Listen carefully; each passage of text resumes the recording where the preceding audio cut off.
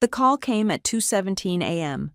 I remember staring at my phone's display, watching my mother's name flash across the screen, my stomach already nodding.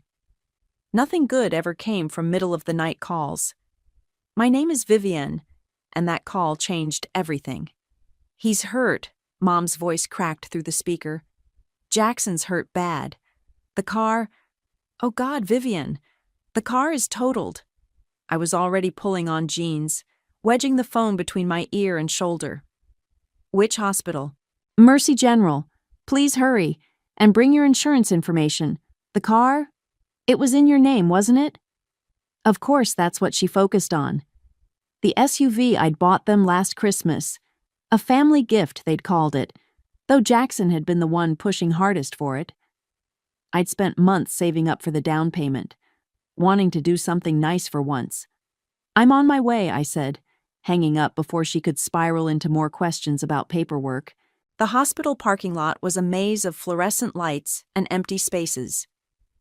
My heels clicked against the concrete as I power-walked to the emergency entrance, where I found my mother pacing in circles, her mascara creating dark rivers down her cheeks. "Where is he?" I asked. She grabbed my arm, her fingers digging in. "Treatment room 3. Your father's with him." "But Vivienne—" Her voice dropped to a whisper. "There was someone else. The other driver. It's bad." My blood ran cold. "How bad?" "They won't tell us anything. But there was so much blood." She dabbed at her eyes with a crumpled tissue. "The police are here, too. They want to talk to Jackson when he's stable." I pushed through the double doors, my mother trailing behind me. Dad stood outside treatment room 3, his face ashen, holding a styrofoam coffee cup that trembled in his grip. "He's awake," Dad said gruffly. "Couple broken ribs, concussion. Could have been worse." Through the window, I could see Jackson on the bed, his face scratched up but recognizable. He was arguing with a nurse about something, his hands gesturing wildly. Typical Jackson. Even flat on his back, he was trying to control the room. A police officer approached us, notebook in hand. "Family of Jackson Barnes?" "Yes," my mother jumped in. "I'm his mother." "Is this about the other driver?" "Mr. Garcia is in critical condition," the officer said flatly, "and we have reason to believe alcohol was involved in the collision."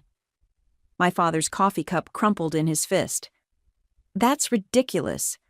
My son wouldn't—" "His preliminary blood alcohol level was 0.14, the officer cut in. "More than twice the legal limit. We'll need to discuss the charges once he's medically cleared." Charges. The word hung in the air like smoke.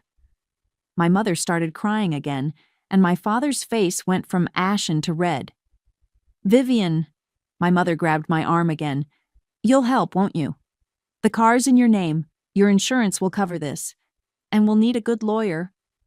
I stared at her, reality crashing down like waves. "Mom, if he was drunk—" "He's your brother," she hissed. "Family protects family. You have that good job, that fancy title. You can afford this." Before I could respond, a doctor emerged from another treatment room, his scrubs spattered with blood. "Family of Emmett Garcia?" An elderly couple rushed forward, the other driver's parents, I assumed. The doctor's voice was low, but words filtered through. "Severe internal bleeding, spinal concerns, medically induced coma." My mother's grip tightened. "Don't you dare say a word to anyone about the car being yours. We'll handle this as a family." I looked through the window at Jackson again. He was now scrolling through his phone, looking annoyed at the IV in his arm. No remorse. No concern for the man he might have killed. The officer approached again. "Ms. Barnes, we'll need to discuss the vehicle registration and insurance details." My mother stepped between us. "My daughter bought us that car as a gift. But she wasn't there. She doesn't know anything."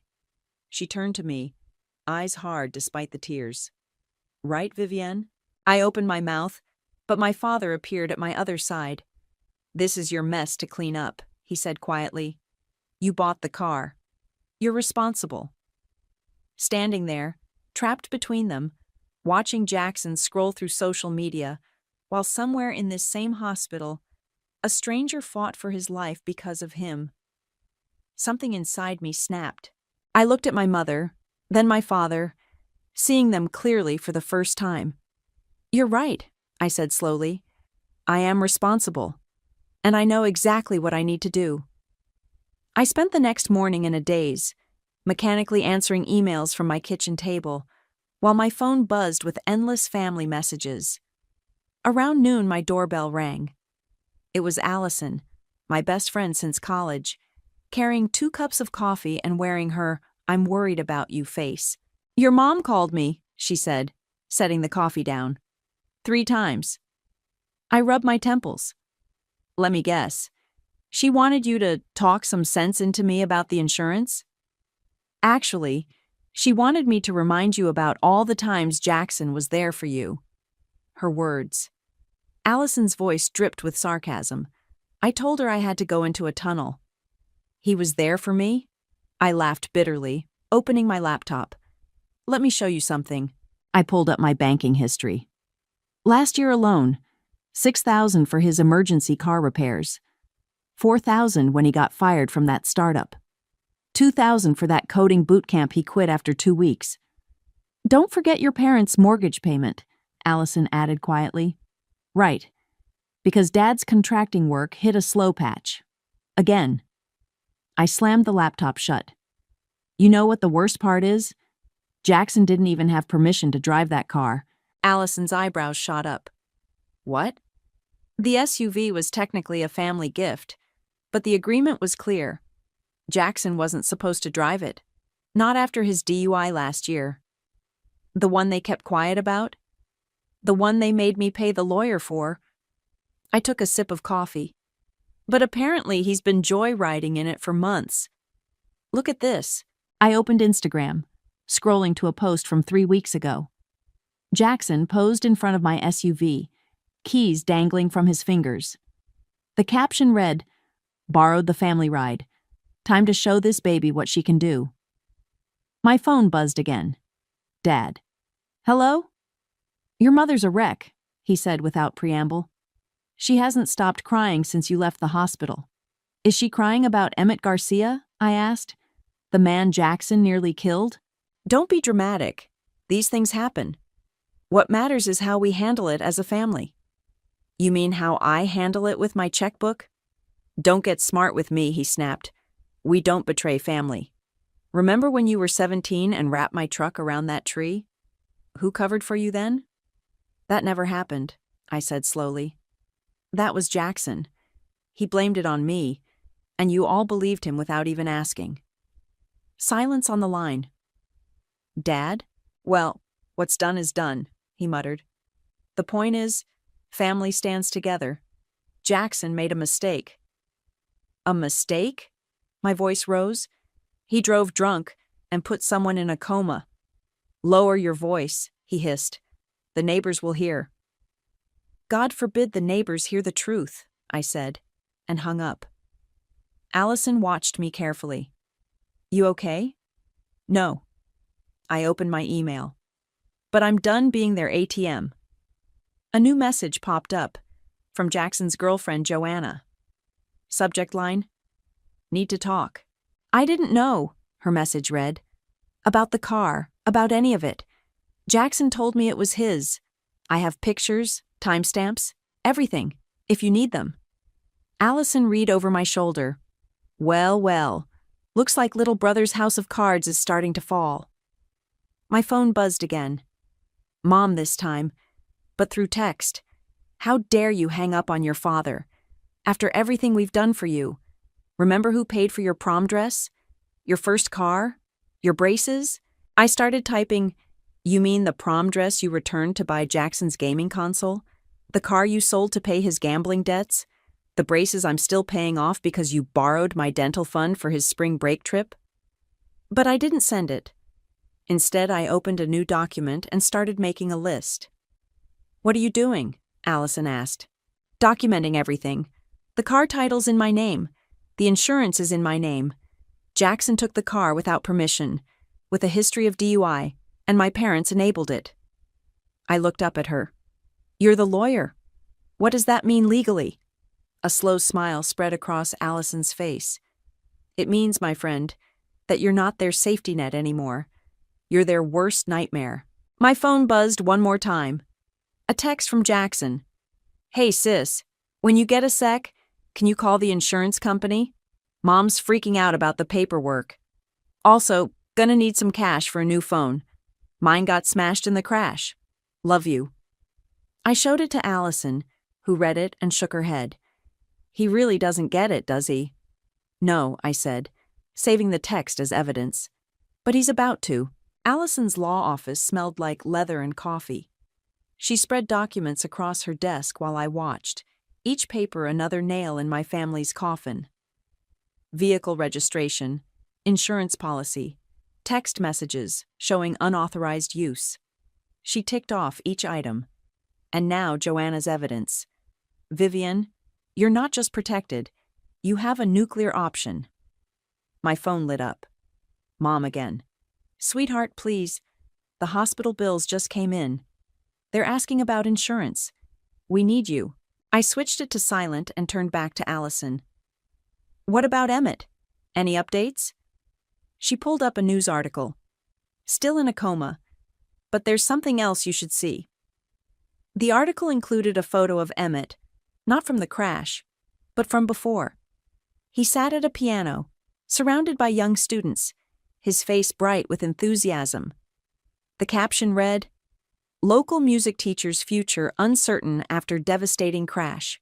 He taught piano to underprivileged kids, Allison said softly. Pro bono work, mostly. The doctors. They're saying even if he recovers, he might never play again. The nerve damage. My stomach lurched. I remembered Jackson's text about his broken phone, how casually he'd asked for money. Like breaking a man's life was just another oopsie for Big Sister to fix.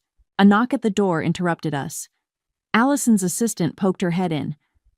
Sorry to interrupt, but there's a Mrs. Barnes insisting on coming up. I stood. My mother's here? In the lobby. Should I? No, I said. I'll go down. Mom paced the lobby, clutching her designer purse, the one I'd bought her last birthday.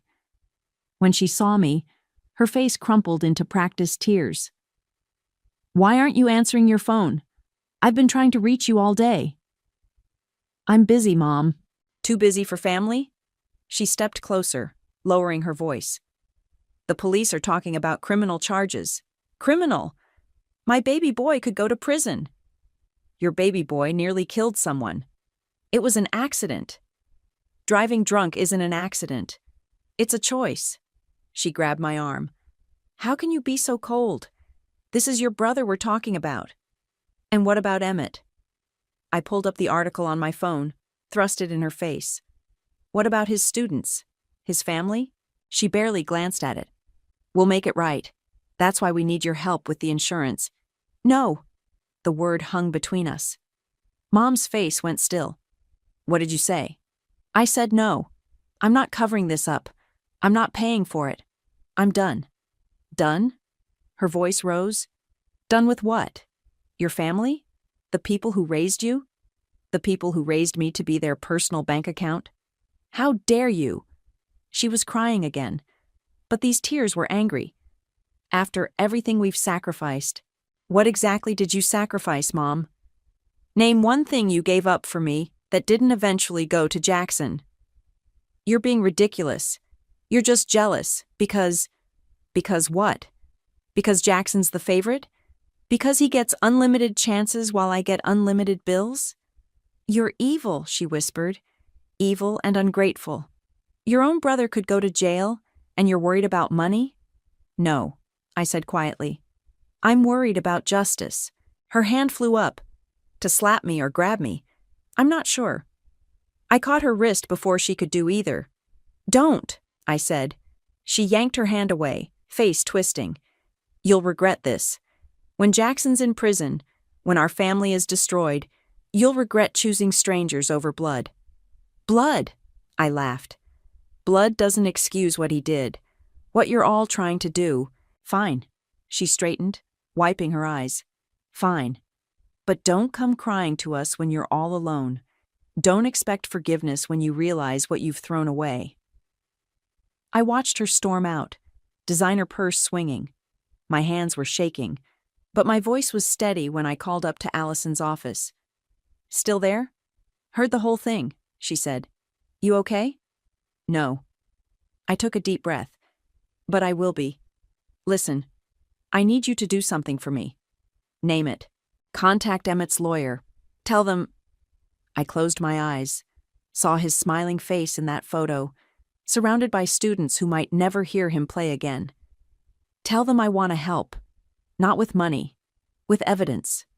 You sure about this? Once we start, I'm sure. I opened my eyes, watched my mother's figure disappear into a taxi. It's time they learned what real consequences feel like. 3 days after my confrontation with Mom, Dad showed up at my office.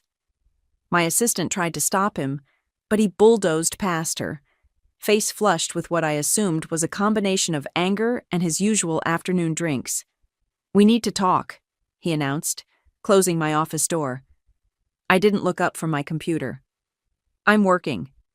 Your brother's facing 10 years. He slumped into the chair across from my desk. 10 years, Vivian. Does that mean nothing to you? Now I looked up. It means he did something worth 10 years in prison. For God's sake, he's 27. His whole life will be ruined. What about Emmett's life? I turned my monitor around, showing him the latest update from the hospital. Permanent nerve damage in both hands. Career destroyed. But I guess that doesn't matter to you. Dad's face darkened. You've always been like this. Cold. Calculating. Even as a kid, I was cleaning up Jackson's messes. I pulled out my phone, scrolled to a photo. Remember this? The image showed Dad's prized motorcycle, crumpled against our old garage door. Jackson was 16. That's ancient history, Dad muttered. You made me give up my college fund to fix it. Said it was my fault for distracting him while he was showing off. I had to take out extra student loans because of that. Loans I just finished paying off last year. We were protecting him. No, you were enabling him. And now a man might never play piano again because of it. Dad leaned forward, his voice dropping to a harsh whisper. You think you're so perfect? You think you never needed protecting? What about that time in high school when you— When I what? I interrupted. Got drunk and totaled your truck? Oh, wait. That was Jackson, too. He just blamed me. And you believed him without question. You're twisting things. Am I? I pulled up Jackson's Instagram. Look at this. Posted the night of the crash. The video showed Jackson, clearly drunk, jangling my car keys. Borrowed Sis's sweet ride. Time to show these losers how to party. Dad's face went pale. Delete that. Can't. It's evidence now. Evidence? His voice rose. You're collecting evidence against your own brother? No, I'm collecting truth. There's a difference. My phone buzzed. A text from Jackson. Hey sis, saw Dad heading to your office. Don't listen to his guilt trip BS. I know you'll handle this like always. You're the best. I showed Dad the text. See? He's not even worried. He thinks I'll handle this like always. Fix it. Pay for it. Cover it up. Because that's what family does. No, I said quietly. That's what enablers do. Dad stood up so fast his chair toppled backward. You coward. You ungrateful little— Security will escort you out if necessary. He stared at me, and for a moment I saw something crack in his expression. Fear, maybe? Or the first real understanding that he couldn't control this situation. You'll regret this, he said, but his voice shook. When he's in prison, when our family is destroyed, save it. Mom already gave me that speech. After he left, I sat there shaking until my phone buzzed again. A message from Joanna. Jackson's telling everyone you promised to fix everything, But I found something else. He took videos that night, bragging about taking the car. I saved them before he deleted them. Want them? I typed back. Yes. And Joanna? Thank you. Another buzz. Jackson again. Yo, sis, the lawyer you're paying for kinda sucks. Can we get a better one? Money's no object since you're covering it, right? I stared at his message, remembering all the times he'd sent similar texts. Money for rent. Money for bills. Money for mistakes. Always with that same entitled confidence that I'd handle it. My phone rang. Allison.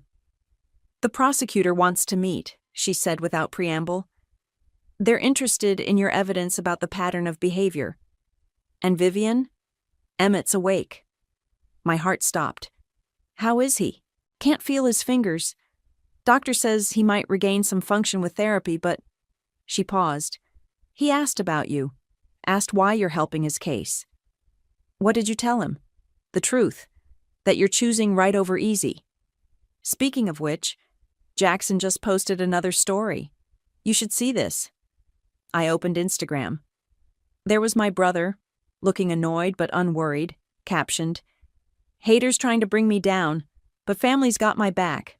Ride or die, right sis? I took a screenshot, added it to my evidence folder, and typed back 3 words that would change everything. Not this time. The coffee shop was nearly empty when Joanna slid into the booth across from me. She looked tired, her usually perfect makeup smudged at the corners. I brought everything, she said, pulling out her phone. But Jackson doesn't know I'm here. If he finds out... He won't, I assured her. Not from me, she nodded, then started scrolling through her gallery. These are from the night of the crash. He was at Murphy's bar first. The videos played one after another. Jackson, progressively drunker, bragging about borrowing my car. Jackson, keys in hand, laughing about how he'd liberated the SUV from our parents' garage. Jackson slurring his words. Big sis won't mind. She never does. There's more, Joanna said quietly. From other nights. He did this a lot. How long? I asked. How long has he been taking the car? Months. Since January, at least. Your parents knew. They'd laugh about it, say you'd never notice because you were too busy with work. My hands clenched around my coffee cup. Did they know he was driving drunk? Joanna's eyes filled with tears. Everyone knew. It was like a joke to them. Jackson's joyrides, they called it. I tried to stop him once, but he just laughed and said his sister would fix any problems, and now someone might never play piano again. I know. She wiped her eyes. That's why I'm here. I love Jackson. Part of me still does. But this is wrong. My phone buzzed. A text from Mom. Your father's drinking again. This is your fault. If you'd just helped your brother... I switched my phone to silent and turned back to Joanna.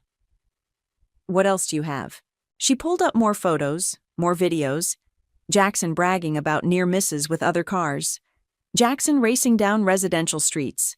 Jackson and my parents, laughing about borrowing the SUV while I was at work. The timestamp on this one, I pointed. It's from the afternoon before the crash. Joanna nodded. He was already drinking then. Your mom even offered to make him coffee to sober up before he drove home. But he went back out later. To prove he could. Someone at the bar said he shouldn't drive, and you know how he gets when people tell him no. I did know. I'd been cleaning up after those moments my entire life. My phone lit up again. Jackson this time. Hey sis, heard you met with the prosecutor? What's up with that? Mom's freaking out. Call me. Joanna saw the message. He still doesn't get it, does he? No, I said. He doesn't. She hesitated, then pulled up one last video. This is from right before the crash. I didn't want to watch it again, but you should see it. The video played. Jackson, barely able to stand, waving my car keys. Gonna show these losers how to really drive, he slurred. Don't worry. If anything happens, my sister's loaded. She'll fix it like always. In the background, I could hear my mother laughing. My father's voice. That's my boy. 10 minutes later, Emmett Garcia's life changed forever. I'm so sorry, Joanna whispered. I should have stopped him. Should have called someone. You're stopping him now, I said. That counts for something. My phone buzzed again. Allison. Prosecutor wants to meet tomorrow. Bring everything you have. I looked at Joanna. The prosecutor will want to talk to you. She straightened her shoulders. I know. I'm ready. Jackson won't forgive you. Maybe not. But I won't forgive myself if I stay quiet. As if on cue, both our phones lit up. Jackson had posted a new Instagram story. Family means loyalty. Blood over everything. Some people gonna learn that the hard way. Joanna's hands shook as she showed me her screen. He's been posting threats like this all week. Mostly about you. I know. I pulled up my own collection of screenshots. And I'm saving everyone. What happens now? Now? I gathered my evidence. The videos, the photos, the texts spanning months of deliberate recklessness. Now we tell the truth. All of it. They'll hate us, Joanna said softly. They already hate anyone who doesn't enable them. I stood up, gathering my things. But maybe that's not such a bad club to be in. As we left the coffee shop, my phone lit up one last time. A message from Emmett's lawyer. Your brother's looking at serious time. Your parents could face charges for enabling. Last chance to back out. I typed back 2 words. Keep going. The prosecutor's office was colder than I expected. Detective Rivera spread the evidence across her desk, while the prosecutor, Ms. Hayes, reviewed my statement. This is comprehensive, Hayes said, looking up. You documented everything. I'm a project manager, I replied. Documentation is what I do. Rivera pointed to a series of texts. Your parents were aware of his drunk driving? They enabled it, joked about it. Here. I pulled up a video from Joanna. This is from 2 weeks before the crash. The video played, my parents laughing as Jackson grabbed my car keys, clearly intoxicated. Mom's voice calling out, "Drive safe, sweetie," followed by more laughter. Hayes made notes. And the vehicle ownership? Registered to me. Insurance in my name. They weren't supposed to let him drive it. That was our agreement when I bought it. Because of his previous DUI. Previous DUI? Rivera leaned forward. We don't have that on record. You wouldn't. They paid off the officer. I have the bank transfers to prove it. A knock at the door interrupted us. Another detective entered, looking grim. Emmett Garcia's doctor just called. The nerve damage is permanent. He'll never regain full use of his hands. The room went quiet. I thought about Emmett's students, the lives he'd touched through music. All ended because my brother couldn't call a cab. Ms. Barnes, Hayes said carefully, you understand what this means? With your evidence, we're not just looking at charges against your brother. Your parents could face accessory charges. I understand. They're your family, Rivera said softly. Are you sure? The door burst open. My father stumbled in, reeking of alcohol, my mother right behind him. There you are, Mom shrieked. How dare you? How dare you do this to us? Security moved to intercept them, but Hayes held up a hand. Let them speak. Dad lurched forward.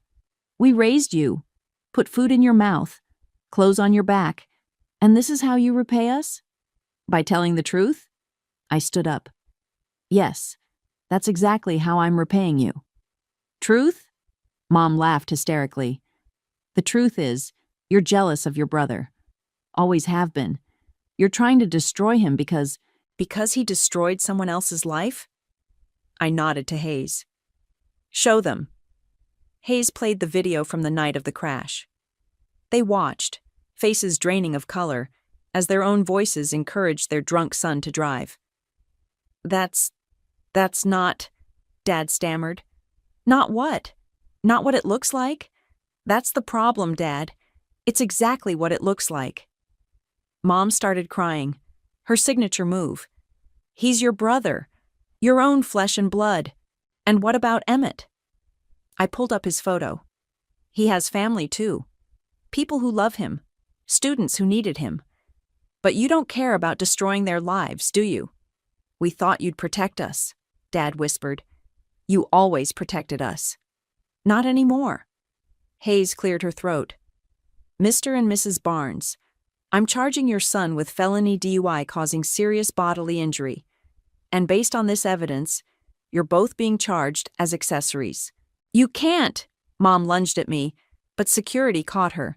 You evil, ungrateful. Take them out, Hayes ordered. As they were led away, my father turned back. We're your parents, he said, voice breaking. Your family. No, I met his eyes. You're enablers who happened to raise me. There's a difference.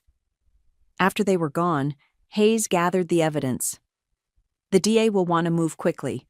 Are you prepared for what comes next? I thought about Emmett, about Joanna, about years of cleaning up messes that were never mine. Yes, I said. I'm ready. My phone buzzed. Jackson had posted again. Family betrayal hits different. Watch your back, sis. I handed the phone to Rivera. Add that to the evidence. He's been making threats all week. We'll handle it, she assured me. You did the right thing. Outside the prosecutor's office, I found Allison waiting. Your mom called me again, she said, screaming about betrayal and family loyalty. What did you tell her? That loyalty goes both ways, and that some families don't deserve it. My phone lit up with another message, this one from Emmett's lawyer. He wants to meet you, says he has questions only you can answer. I looked at Allison. Will you come with me? She squeezed my hand. Every step of the way. Behind us, I could hear my mother's sobs echoing down the hallway, my father's angry protests. But for the first time in my life, their voices didn't have any power over me. I was free. The courthouse steps were crowded with reporters when Jackson's sentencing date arrived. I stood at the back, watching my brother being led in wearing an orange jumpsuit, his usual swagger replaced by shuffling steps. My parents huddled together nearby, both looking decades older than they had just months ago. Dad had lost his city contracts after the story broke. Mom's church friends had quietly distanced themselves. Their carefully constructed image of the perfect family had shattered. Joanna appeared beside me, clutching a folder. The prosecutor wants me to testify about the videos. Are you ready? She nodded. Jackson's lawyer tried to convince me not to. Offered money. Let me guess. Money that would supposedly come from me? He still thinks you'll swoop in at the last minute. Save him like always. Inside the courtroom, I saw Emmett for the first time since the crash. He sat in the front row, his once nimble hands resting uselessly in his lap. His mother helped him adjust his position, and the simple gesture made my throat tight. The judge entered, and the proceedings began. The prosecutor presented the evidence, my videos, Joanna's testimony, the documentation of years of enabled behavior. Jackson's lawyer tried to paint it as a one-time mistake, but the evidence was overwhelming. Then Emmett took the stand. I taught piano for 15 years, he said quietly. Not just lessons. I helped kids find their voice, their confidence. Music was my language. He held up his damaged hands. Now I can barely hold a cup of coffee. Jackson wouldn't meet his eyes. My parents stared at the floor. The defendant's sister provided crucial evidence, the prosecutor said. Would you like to address her? Emmett turned to me. Thank you, he said simply, for choosing truth over comfort. My mother made a small, wounded sound. Then it was Jackson's turn. He'd traded his usual t-shirt and jeans for a suit that looked borrowed. His voice shook. I'm sorry, he said, but he was looking at our parents, not at Emmett. I never meant for this to happen. I always thought, That your sister would fix it? The prosecutor interrupted. Like she fixed everything else? Jackson's face crumpled. For the first time, he looked his age. Not the eternal teenager our parents had protected, but a grown man facing consequences. The judge's voice cut through the tension. 10 years. No possibility of early parole. My mother started sobbing. Dad looked like he'd been shot. Jackson turned to me, finally meeting my eyes, his expression a mix of betrayal and desperate plea. But I had no more fixes to offer. Outside reporters swarmed my parents. How do you respond to charges of enabling your son's behavior? What about the evidence your daughter provided? Is your family divided forever? Mom spotted me through the crowd. You, she screamed. You did this. You destroyed our family. No, Mom. I stayed calm as cameras swung toward us. You did that. Every time you chose enabling over accountability. Every time you made me clean up his messes instead of letting him face consequences. He's your brother, Dad shouted. And Emmett was someone's son, someone's teacher, someone who didn't deserve to have his life destroyed because you couldn't say no to your precious boy. Security moved between us as Mom tried to reach me, her manicured nails clawing the air. We'll never forgive you. Never. I know, I said. I forgive myself. That's enough. Later that evening, my phone filled with voicemails. Mom, alternating between threats and tearful pleas. Dad, drunk and rambling about family loyalty. Jackson from jail, begging me to appeal, to hire better lawyers, to fix it one last time.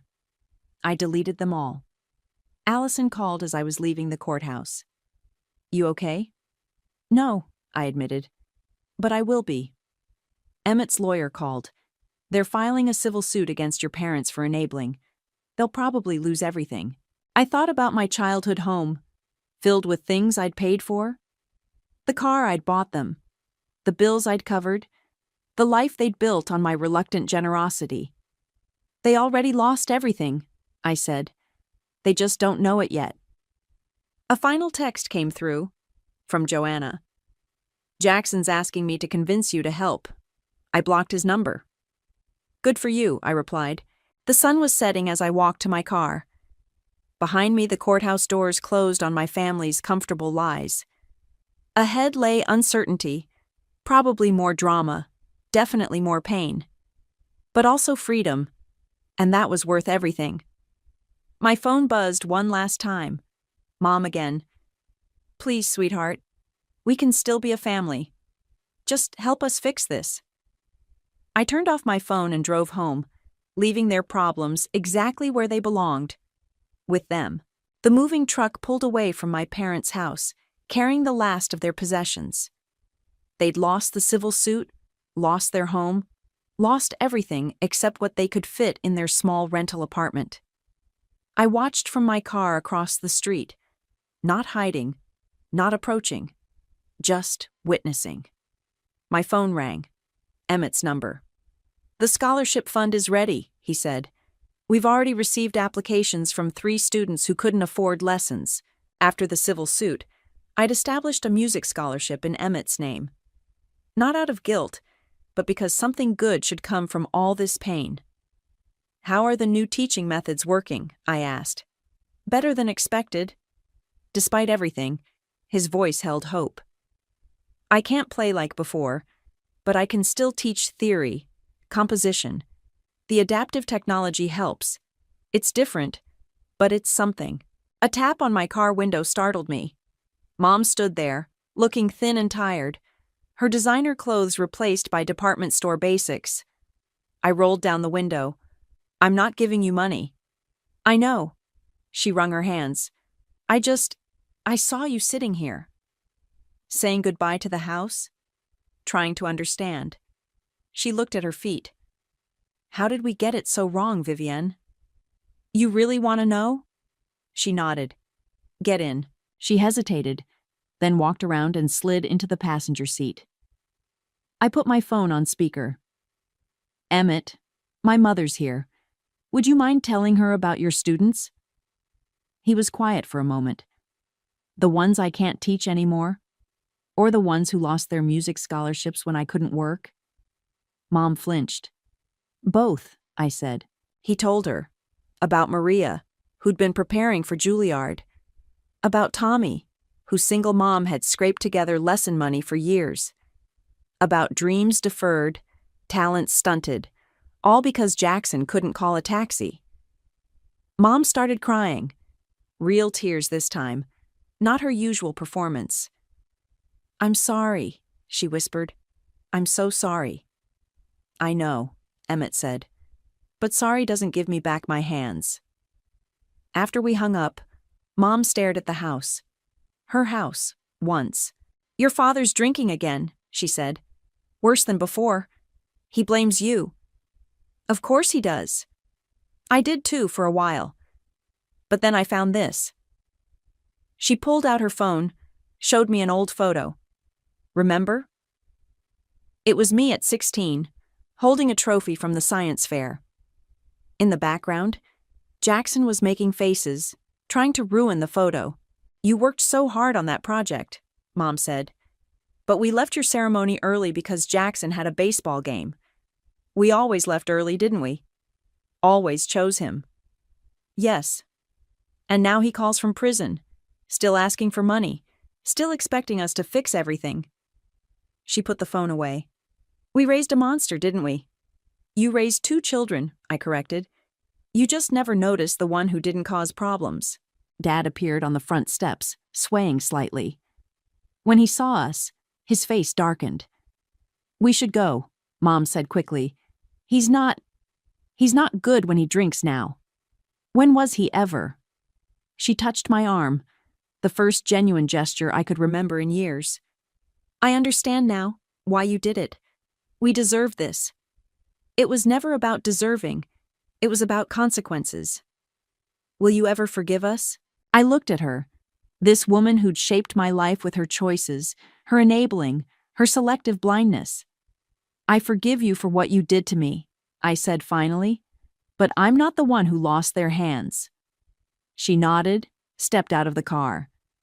Dad was shouting something now, stumbling down the steps. "Mom," she turned back, "get help. Real help. Not for Jackson, not for Dad. For you." "I will." She straightened her shoulders. "Goodbye, Vivian." I watched them leave, Mom walking ahead, Dad trailing behind, their shadows long in the setting sun. Then I called Joanna. "Just left my parents' house," I said. "The final move out. How do you feel?" I thought about Emmett's scholarship fund, about Mom's moment of clarity, about the weight lifting from my shoulders. "Free," I said. "I feel free." "Good." She paused. "Jackson wrote again. Asked me to beg you for appeal money." "What did you say?" "Nothing. Some bridges should stay burned." I started my car, took one last look at the house where I'd learned all the wrong lessons about love and loyalty. "You know what, Joanna? Some bridges should never have been built in the first place." I drove away, leaving the past where it belonged, behind me, growing smaller in my rearview mirror with every mile. I didn't burn the bridge. I built the road out, and I never looked back.